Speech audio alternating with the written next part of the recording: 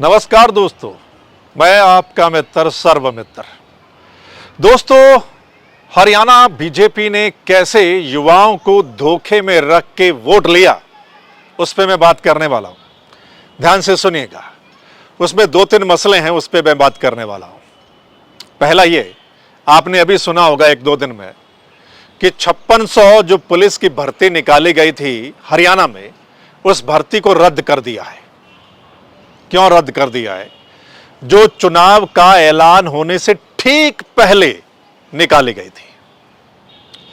दूसरा, हरियाणा का जो सरल पोर्टल है जिस पे बच्चे अप्लाई करते हैं, वो सरल पोर्टल कैसे बच्चों के लिए यानी हरियाणा के नौजवानों के लिए मुसीबत बन गया, इस बार इस पे बात करेंगे। दोस्तों, आपको यह भी याद होगा कि जब चुनाव था हरियाणा का, उससे पहले हरियाणा के मुख्यमंत्री ने क्या कुछ कहा था। हरियाणा के मुख्यमंत्री ने कहा था कि मैं शपथ बाद में लूंगा, पहले 24,000 नौजवानों को नौकरी दे दूंगा। सीधा सीधा नौजवानों को प्रभावित करने के लिए, वोटर को प्रभावित करने के लिए यह बयान था उनका। पहली बात तो ये। दूसरी बात, जिस दिन चुनाव का ऐलान होना था, जिस दिन हरियाणा के चुनाव का ऐलान होना था, जो विधानसभा चुनाव था, ऐलान से 2-3 घंटे पहले ही पुलिस भर्ती निकाली जाती है। 5600 की पुलिस भर्ती निकाली जाती है। इसका मतलब क्या है? यह भी ठीक वैसे वोटर को प्रभावित करने के लिए, नौजवानों को प्रभावित करने के लिए, कि बच्चे कहेंगे भर्ती निकल रही है भाई, बीजेपी की सरकार है, यही आएगी तो नौकरी दे देगी। अब उस भर्ती को रद्द कर दिया इन्होंने। क्यों? अब रद्द क्यों कर दिया है? उस वक्त तो बीजेपी ने वोट लेने के लिए वो भर्ती निकाल दी और चुनाव ऐलान होने वाले दिन निकाल दी, और अब उस भर्ती को, यानी वो बच्चे दर दर की ठोकरें खा रहे थे, वो ये कह रहे थे कि हमारी भर्ती का क्या हुआ। वो कई बार पंचकुला पहुंचे एचएसएससी दफ्तर के बाहर कि हमारी भर्ती कर लीजिए, जो आपने वादा किया था, दावा किया था, तो आप भर्ती कर लीजिए। लेकिन अब दोस्तों, उस भर्ती को रद्द कर दिया गया है और कहा गया है कि अब नए तरीके से यह भर्ती होगी। आप इसको कैसे देखते हैं कि चुनाव ऐलान से पहले भर्ती निकाली जाती है और अब भर्ती रद्द कर दी जाती है? तीसरा यह कि जो सरल पोर्टल है, अभी सीईटी के लिए अप्लाई करवाया जा रहा था, आपको याद होगा, उसमें कुछ दिन दिए कि आप इन दिनों में अप्लाई कर दीजिए।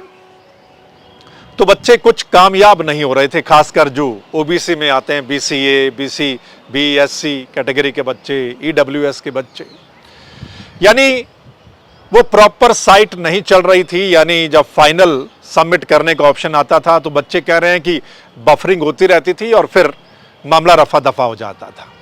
एक तो ये बात, और दूसरा, जिन बच्चों के बीसी ए या बी के सर्टिफिकेट नहीं बने, एससी के या ईडब्ल्यूएस के, वो बच्चे अप्लाई करने में कामयाब नहीं हो पा रहे थे उस कैटेगरी में। तो बहुत से बच्चों ने फिर जनरल में ही अप्लाई कर दिया, क्योंकि अब दिन पूरे हो गए हैं, यानी टाइम पूरा होने वाला है, तो चलो जनरल कैटेगरी में ही अप्लाई कर देते हैं।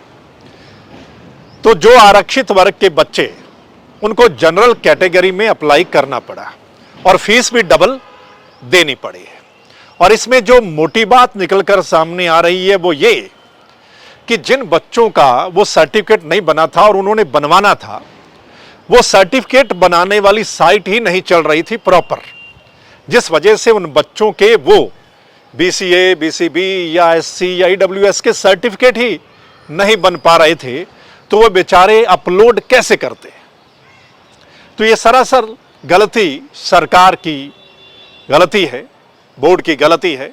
लेकिन खामियाजा किनको भुगतना पड़ा? हरियाणा के नौजवानों को, जिनको उम्मीद होती है, क्योंकि वो तैयारी करते हैं, लंबे समय से तैयारी करते हैं कि नौकरी निकलेगी, सीईटी का फॉर्म निकलेगा, वो भरेंगे, फिर जाकर उनको मौका मिलेगा। तो वो बच्चे कितने निराश हुए, आप खबरों में देख रहे होंगे कि साइट नहीं चल रही है, बच्चे बेचारे कभी इधर जाते हैं उधर जाते हैं, कोशिश करते हैं, लेकिन वो कामयाब नहीं हो पा रहे हैं। सर्टिफिकेट नहीं बन पा रहा है, जिस वजह से उनका सीईटी अप्लाई नहीं हो रहा है। और अप्लाई अगर उसमें कैटेगरी में नहीं हो रहा तो बेचारों को जनरल कैटेगरी में अप्लाई करना पड़ा। यानी जब ये हो रहा था तो 2 दिन का समय भी बढ़ाया गया कि कर लीजिए, लेकिन उस समय बढ़ाने का क्या फायदा जब आपके सर्टिफिकेट नहीं बन रहे हैं और ठीक से मामला वो चल नहीं रहा है। और उसमें बच्चे ये भी कह रहे हैं कि मान लीजिए किसी बच्चे का अगर फादर नहीं है, मदर नहीं है, यानी उनकी डेथ हो गई है, तो उसमें फिर वो सर्टिफिकेट भी अपलोड करना है, डेथ सर्टिफिकेट भी अपलोड करना है। अब आप जरा सोचिए हमारे बच्चे कितने, यानी गांव में तो मोस्टली डेथ सर्टिफिकेट बनवाते ही नहीं है। अगर कोई बच्चा जागरूक हो गया तो वो बनवा लेगा, अदरवाइज बहुत सारे बच्चे बनवाते भी नहीं है। और अब उनको अगर बनवाना था तो वो भी टाइम पर नहीं बन रहा था। तो इतनी सारी कमियां सरकार के पोर्टल में अब नजर आई हैं, यानी बच्चों को उसका बहुत ज़्यादा नुकसान हुआ है। यानी आप सोचिए, जब वोट लेना था तो उस वक्त भर्ती निकाल दी, अब वोट मिल गया, सरकार बन गई, तो थोड़े समय बाद उस भर्ती को रद्द कर दिया।